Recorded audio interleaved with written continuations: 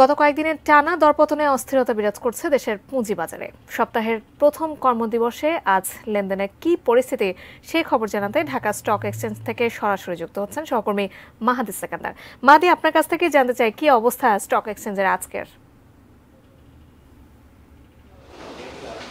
যাকে আপনাকে ধন্যবাদ। আমি এখন অবস্থান করছি মতিঝিলের ঢাকা স্টক এক্সচেঞ্জে। এখানে একটি ব্রোকার হাউসে আমি প্রথমে আসলে দুঃসংবাদ দিয়ে শুরু করতে চাই।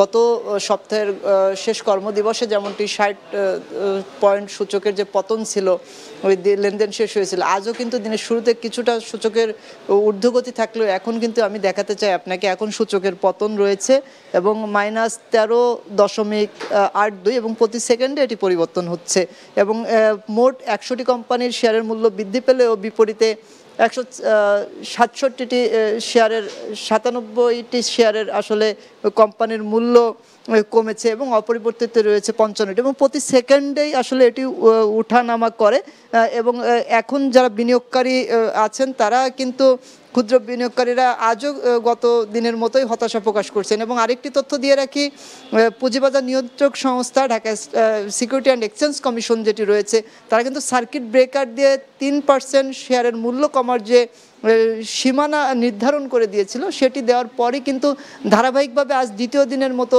সূচকের পতন দিয়ে লেনদেন চলছে এবং ক্ষুদ্র বিনিয়োগকারী শূন্য। আমি যে ব্রোকার হাউসটিতে রয়েছি, এই ব্রোকার হাউসে কিন্তু সাধারণত এখানে বিনিয়োগকারীরা থাকেন, তারা তাদের শেয়ারের কেনা বেচাটি করেন সূচকের ঊর্ধ্বমুখী থাকলে কিংবা কমে এলে। কিন্তু আমি ধারাবাহিকভাবেই শেয়ার বাজার বিভিন্ন সময়ে আমি এসেছি এবং টানা ঈদের আগে থেকে টানা দরপতন, ঈদের পরও দরপতন এবং আজও সেই দরপতনের ধারাবাহিকতা রয়েছে, যে কারণে আসলে বিনিয়োগকারীরা হতাশা ব্যক্ত করেছেন এবং তারা আসলে তাদের শেয়ার কেনা বেচার জন্য যে ব্রোকার হাউসে আসা যাওয়া সেটি কিন্তু নেই, একদমই শূন্য এই ব্রোকার হাউসটি। এবং শুধু এটি নয়, ঢাকা স্টক এক্সচেঞ্জকে ঘিরে অনেকগুলো ব্রোকার হাউস রয়েছে, সেই প্রত্যেকটি ব্রোকার হাউসে আসলে শেয়ার ক্ষুদ্র বিনিয়োগকারী যারা আছেন তাদের আসলে আনাগোনা একদমই নেই।